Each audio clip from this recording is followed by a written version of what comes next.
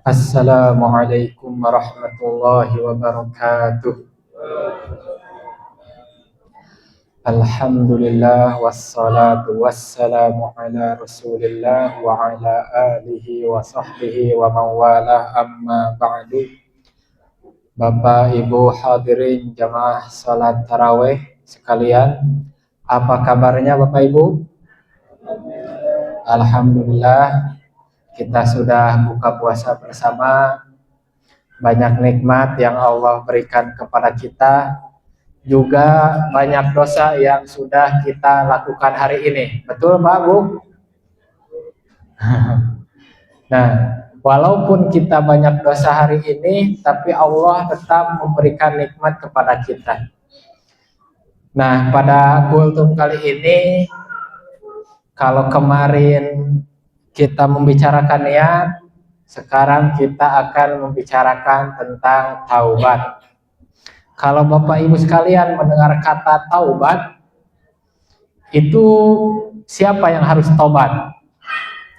Kalau mungkin di pikiran sebagian kita, orang yang suka mabuk, terus taubat jadi gak mabuk.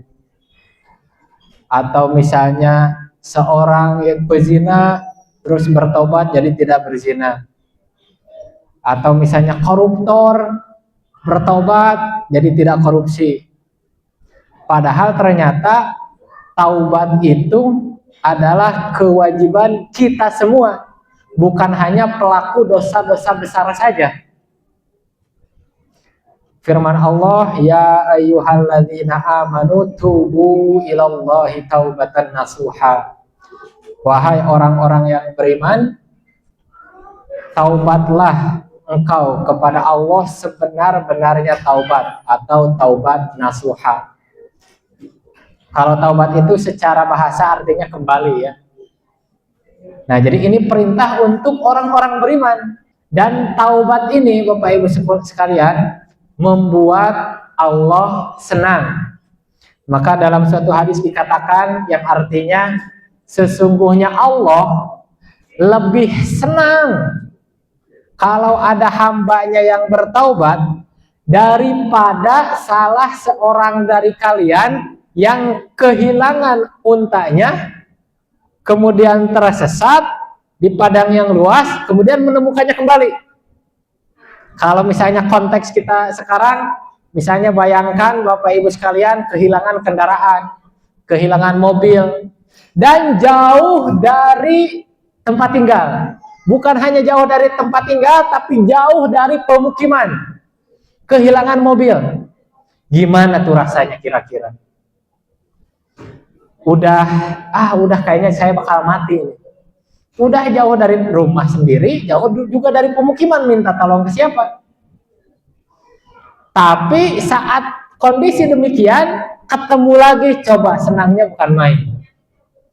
Nah, ini Rasulullah mengumpamakan Allah tuh lebih senang dari itu terhadap taubat hambanya.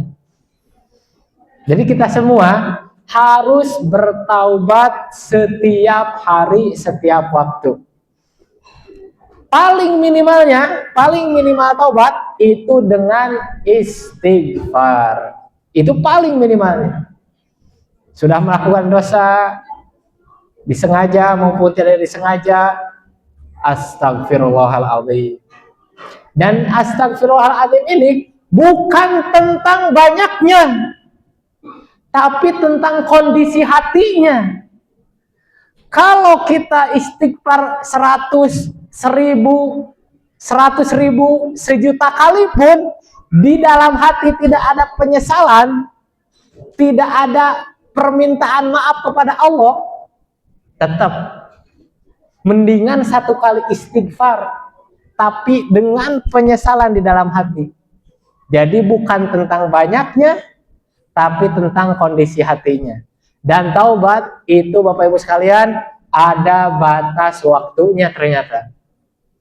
Rasulullah Shallallahu Alaihi Wasallam bersabda, Innallaha yaqbalu taubatal abdi ma lam yugharghir. Sesungguhnya Allah pasti akan menerima taubat dari seorang hamba. Sampai kapan? sampai nyawanya berada di kerongkongannya, sampai sekarat. Kalau orang belum sekarat, masih dibuka pintu tobat baginya. Mau dosanya sebesar apapun, mau dia pezina, mau dia peminum, mau dia koruptor, selama dia belum sekarat, masih ada kesempatan taubat.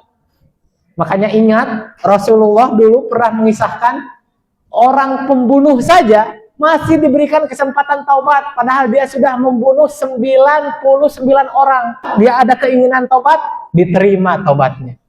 Itu orang yang sudah membunuh 99 orang, diceritakan tuh sama Rasulullah.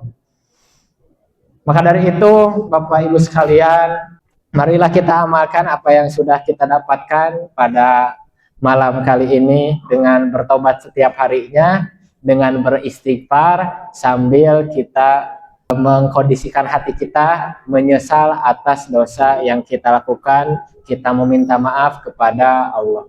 Kita mulai sholat tarawih kita.